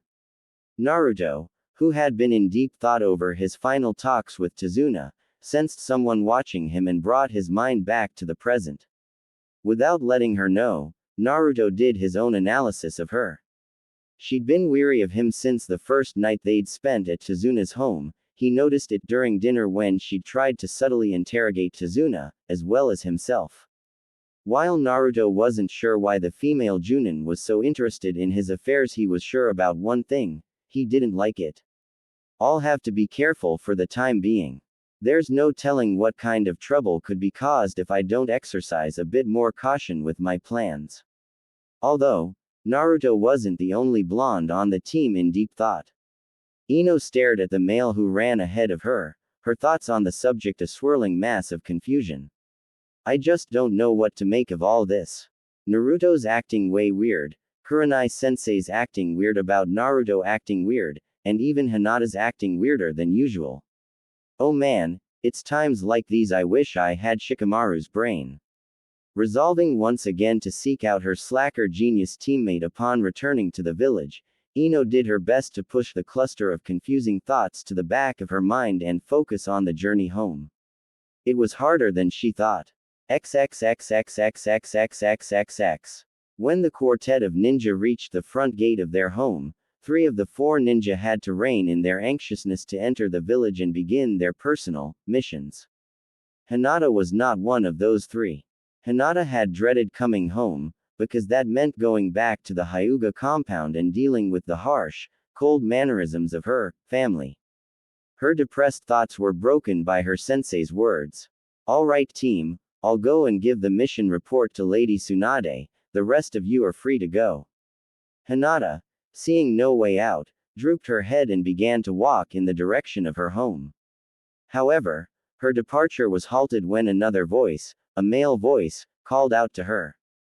Hey, Hinata, do you have some time to talk with me tomorrow?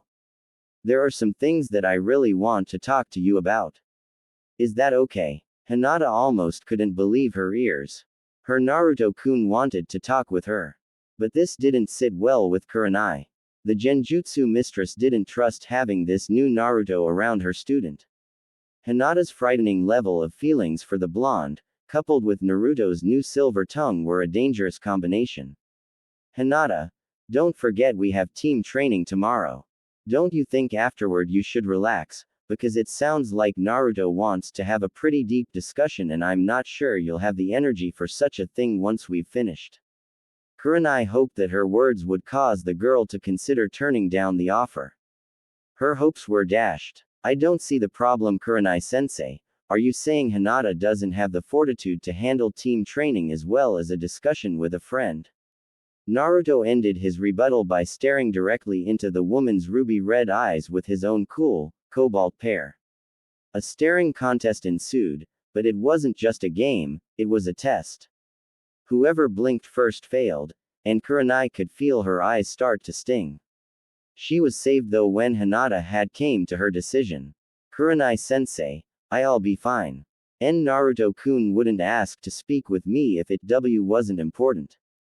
And besides, I'm not some feeble little girl, I can handle team training and then having a deep discussion.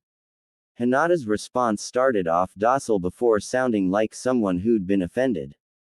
Kurenai picked up on her tone and winced. By trying to protect her student she'd inadvertently hit upon her insecurities and made her feel that to turn Naruto down would make her seem weak.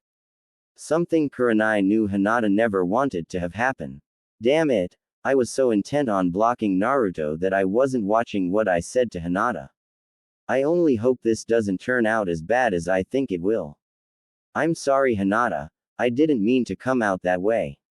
I just want to make sure you're not overdoing it. With that, knowing there was nothing else she could say, Kurenai left in a swirl of leaves to report to Tsunade. Naruto bid Hinata goodbye, with a reassurance that they would talk the following day after her training. Hinata, with nothing left to distract her, finally began the journey home. None of them noticed that the 4th member of their squad had left immediately after reaching the gate. XXXXXXXX. After being dismissed by Kurenai, Ino swiftly walked off in search of the rest of her assigned team. She first went to their homes, but when she found they weren't there she decided to check the only other spot she knew they frequented. Upon arrival at the grassy field Ino spotted both of her male teammates laying in the shade of a big oak tree. Well, Shikamaru's laying, Choji's sitting up eating chips. Pushing that thought aside, the platinum blonde walked over and greeted her 2 longest friend. Hey guys, I'm back from my mission. Did anything interesting happen while I was gone, or did the 2 of you just lay around every day? What started off as a polite greeting ended in a snarky accusation.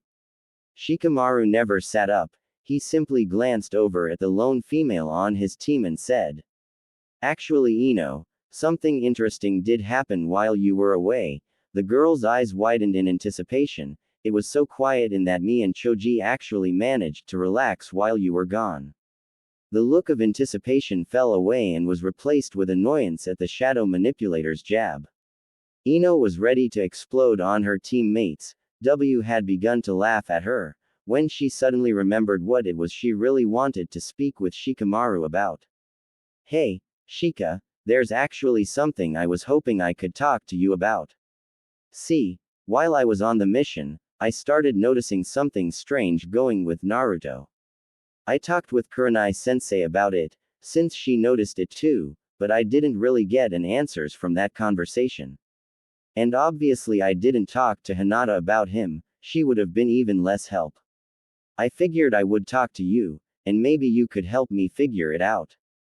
While Ino stood there waiting for him to reply, Shikamaru was already wondering what Naruto, of all people, could have done to make his female friend so intrigued.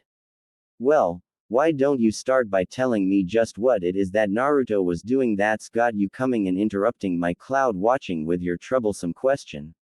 Ignoring Shikamaru's trademark use of troublesome to describe her question, Ino began to tell her two male friends what she'd observed over the trip to Wave.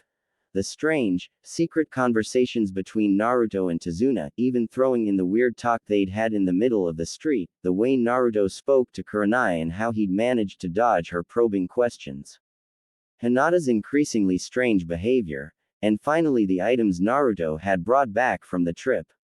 Throughout Ino's entire retelling of the mission, Shikamaru's mind had been spinning its wheels trying to come up with an idea of why the things she mentioned had happened.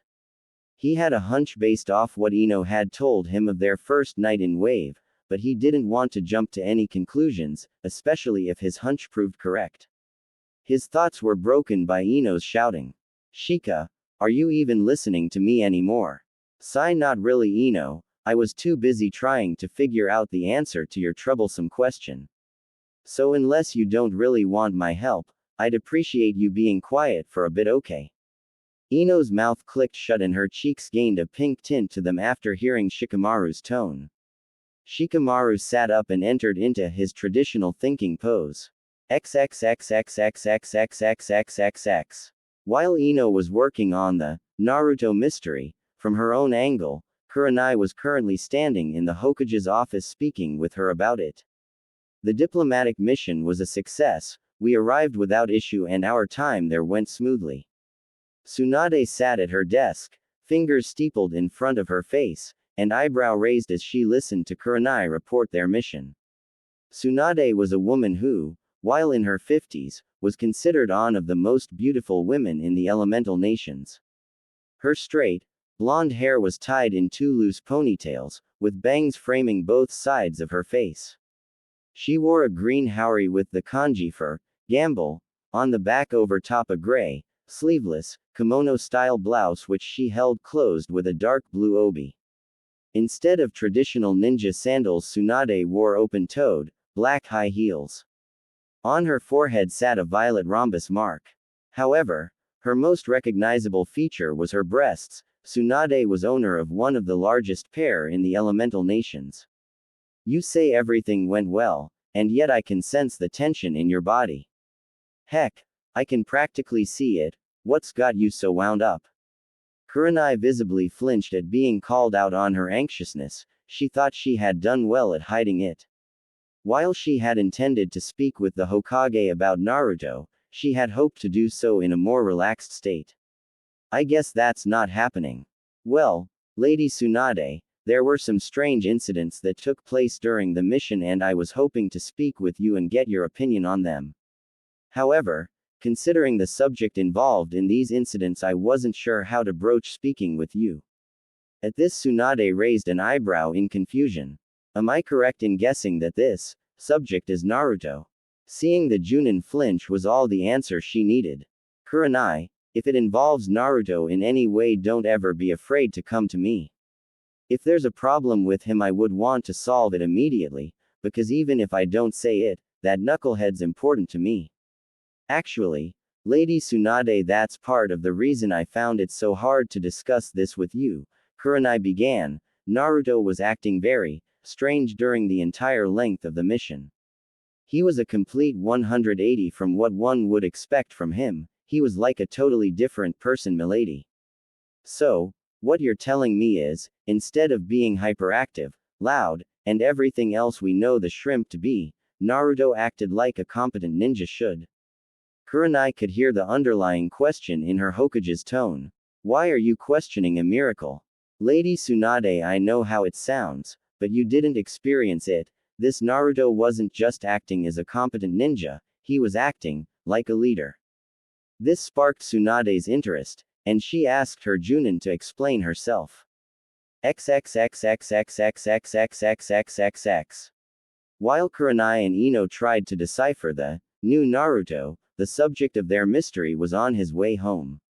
If I'm right, Ino and Kurenai sensei should be talking with Tsunade Bakken about my change. Ha! Well, go ahead and let her. She has no real understanding of what's really going. Nor does she have the foresight to see what's coming. But I can't do it alone, I'll need help, and I'll start tomorrow with Hinata. Coming out of his thoughts, Naruto realized he'd made it to his apartment building. Walking up the steps, the blonde traversed the familiar, silent halls of doors until finally coming to the room he'd been given. Entering into his apartment, Naruto took notice that nothing had been defaced while he was gone, this time, and made his way to his bedroom. Naruto walked over to his bed, and sat the rucksack down on the mattress before removing the cloth bundle from around his chest and setting it beside it on the bed. First, he opened up the pack and began to pull out the first part of his order, his armor. Naruto's armor was an almost exact replica of the armor he'd seen in his dream and in the temple, only this set was fitted to his smaller stature, something I'll have to rectify quickly. Piece by piece he removed the armor. The steel greaves for his shins, the leather tarouge for around his waist, a steel cuirass with leather lappets at the shoulders and leather shoulder pads. The last piece of metal he pulled from the pack was an officer's helmet with red horse hair running from front to back. After setting aside the armor, Naruto reached back inside and removed a set of leather wrist bracers, a blood-red tunic to be worn under the armor, a focale scarf to be worn so he could avoid chafing from the cuirass rubbing against his neck, and at the bottom, sat a pair of leather boots. These were all hung up in his closet and his armor was left on the bed until he could get a mannequin to set it up on. With his wardrobe pulled from the rucksack, Naruto opened two other pockets and pulled out a set of books from each, Caesar's military journals. And finally, from out of his jacket pocket, he pulled the lineage log. After stashing his books in his dresser, Naruto turned to the bundle of cloth still wrapped up on his bed. This was the second part of his request to Tsuchi. XXXXXXXXXXXXXX. Ino and Choji had been watching their third team member for over 20 minutes. After the first 5, Ino had decided to sit down. They'd almost assumed he'd fallen asleep, and were about to shake him, when Shikamaru's eyes flew open. Ino was the first to react. So, what did you figure out? Nothing, Shikamaru grumbled out, obviously upset he wasn't able to solve the mystery. What do you mean nothing? How can you have no idea about why Naruto's acting so weird? Her accusatory tone irked the Nara. I have no idea because not only did you not give me enough information, I wasn't there to experience this, new, Naruto, okay. Ino was definitely not okay. If her brainy teammate couldn't tell her what was going on, then she felt she was doomed to never know. And Ino Yamanaka hated not knowing something. I may just have to take a more hands-on approach to this mystery, she thought. But her idea was quickly put to grass. Ino, don't even think about it. If Naruto's really just done a complete 180, I don't think it'd be a good idea for you to go snooping around. There's no telling how he'd react. I'll do it. This caused the Yamanaka heiress' eyes to widen. You. Since when do you do Rakan, Shikamaru?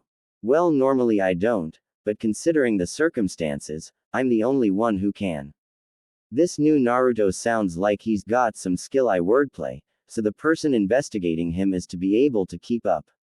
And out of the 3 of us, I'm the only one who could, no offense, Choji. The aforementioned boy threw out a, none taken. With that said, Shikamaru stood up, dusted himself off, and walked off in search of Naruto. XXXXXXX. So you see, Lady Tsunade, I'm not sure what to make of this new Naruto. Normally his change in attitude would be considered a good thing, but the suddenness as well as the secretive way he's been acting, even towards comrades, is a little off-putting, milady. For the past few minutes Kurenai replayed all of Naruto's strange behavior to the women who sat in front of her, in hopes of making some kind of sense out of the blonde's strange behavior. Well, Ms. Yuhi, that's some interesting information you've given me. However, again, I can't give my sound opinion because I have yet to witness Naruto's change firsthand. But rest assured, I plan to call him in, as I have things I need to speak with him about, and after I get a read on his new attitude I will let you know my thoughts. How does that sound? Kurenai, although not entirely happy with the outcome, understood that it was the best she was going to get. So with a, thank you, Kurenai turned, and exited Tsunade's office. Tsunade sat in her chair, fingers once again steepled in front of her face, and asked her Anbu hiding in the shadows to leave her to her thoughts. Once they were gone, she spoke. So, what do you think about what Kurenai said? Jiraiya. Out from the shadows a tall man with a mane of white hair phased into sight. Jiraiya was, like Tsunade, a member of Konoha's legendary Sannin. He was a tall man, standing about 6 feet tall.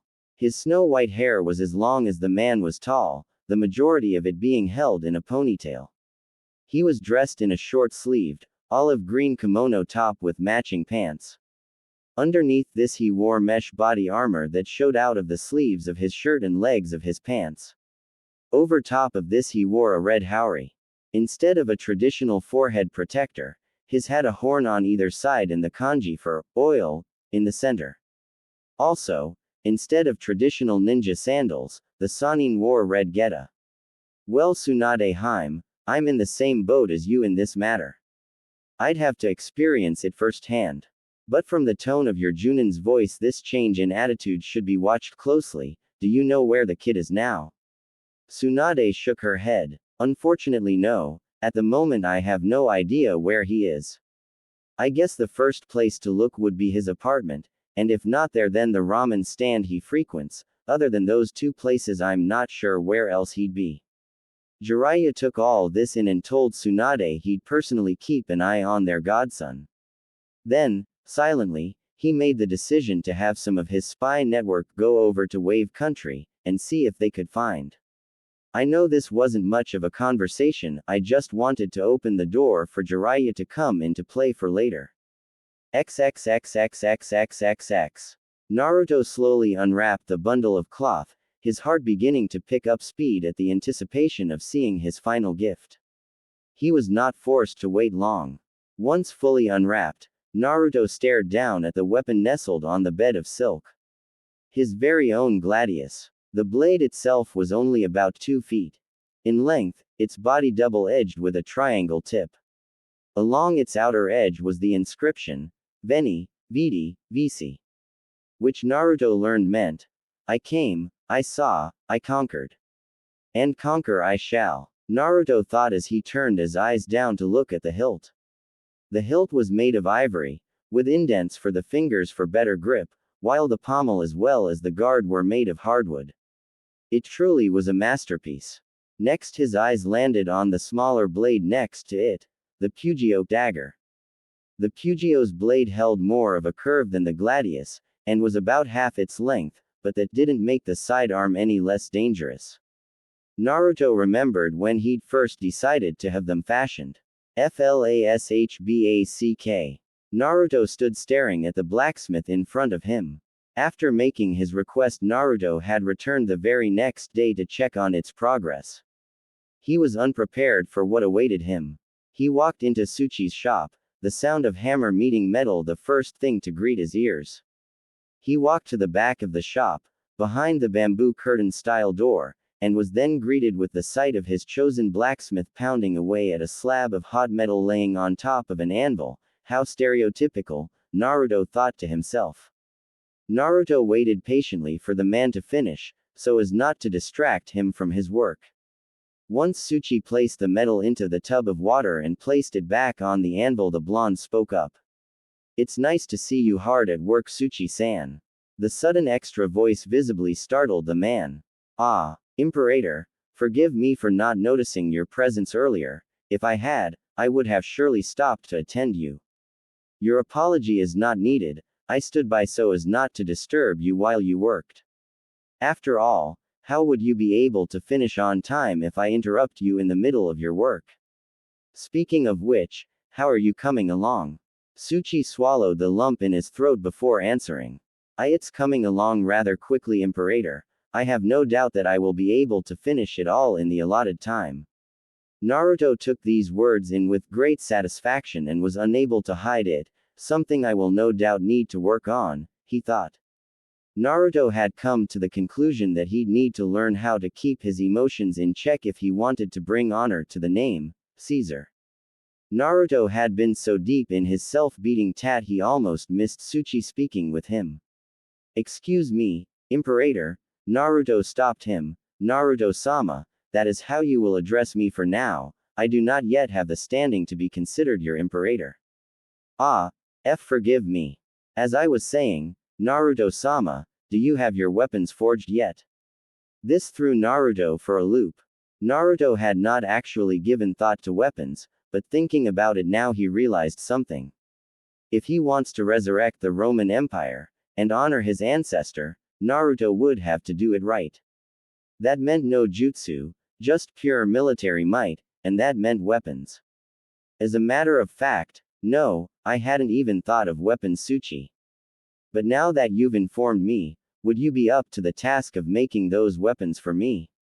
Suchi again saw the underlying meaning behind this request.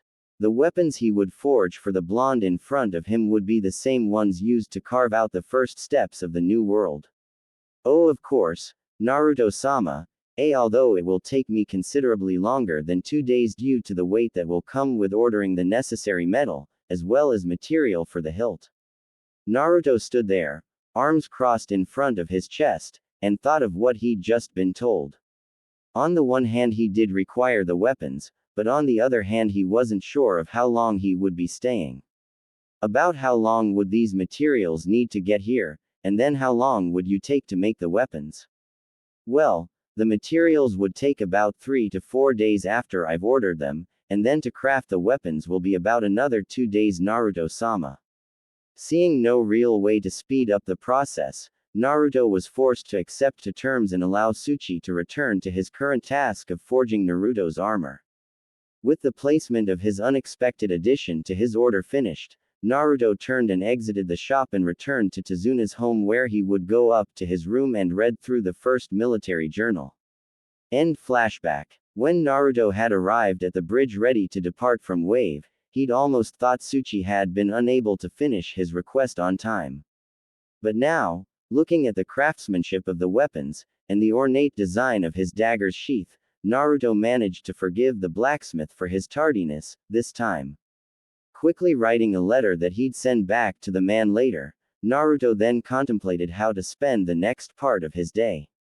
Deciding he wanted to get a feel for his new tools, Naruto removed his thick orange jacket, leaving him in his blue shirt, and strapped the blades to his body, the gladius strap going across his chest with the blade hanging off his right hip, and the pugio sheathed at his left hip, its strap around his waist like a belt. After finishing getting ready, Naruto set up some clones to watch his house, and set off on his way towards the training fields. XXXXXXXXX. Naruto calmly made his way to the training field, practicing his Roman swagger as he went. His right hand rested on his sword pommel while his left, clutched into a fist, swung lightly as he walked, his strides holding purpose as Naruto held his head high, back straight, and chest out. While the blonde made his way through the village streets, he began to feel like he was being watched. Turning a corner, Naruto stopped, turned around, and waited for his shadow to follow after him. He did not have to wait long. Within minutes a small body collided into Naruto's chest. Looking down, the blonde's cobalt eyes were greeted by a head of spiky, brown hair held back by a set of green goggles. It was Konohamaru. Konohamaru looked up and, to his surprise, was greeted by the face of his boss. The academy student had thought he was doing well in tailing his mentor, but apparently not well enough. Hey boss, I see you're back from your mission. How'd that go anyway? Naruto, on the other hand, was not amused. What do you want, Konohamaru? I'm about to head to the training field, so I don't have time to play today. Konohamaru shook his head. I wasn't gonna ask you to come play boss, I was gonna see if you had any time to train me. Maybe show me another jutsu. The boy's eyes held a look of hope, as well as fear that his idol would decline. Naruto thought about, and at first was going to decline, but then saw the possibilities behind teaching his student the way of the Roman, as well as the new way of Naruto. This has the potential to be very rewarding. Alright Konohamaru, you can come to the training field with me, but only if you're willing to take this seriously. If I feel that you aren't trying your hardest, I'll send you home, understand? So the two continued their trek to the training grounds, this time side by side. As Naruto continued to practice his Roman swagger, the young pre-genin at his side took notice, and tried to imitate his idol. Said idol took notice and smirked inwardly to himself. This is already looking promising. Soon they arrived and Naruto began some basic stretches. Once again, Konohamaru copied his teacher and attempted the stretches. After loosening up, Naruto decided it was time to begin. First, he unsheathed his side arm and tossed it at the young boy's feet. Then he drew his gladius and spoke. Pick that up. I'm beginning to learn Kenjutsu and I figure it wouldn't hurt for you to have another skill under your belt before you graduate. Konohamaru did as instructed, although with the Pugio being heavier than a standard kunai, it was accomplished with difficulty. Once it was successfully pulled from the ground, the boy looked to his mentor for further guidance. What he saw confused him. Naruto had settled into a bizarre sword stance. His body was turned, with his head turned towards his opponent. His arms were raised to the side of his face and his blade was directed at the opponent in front of him. Asterisk. I hope you're ready, because my first lesson is, don't ever hold back, you must press attack until you've won.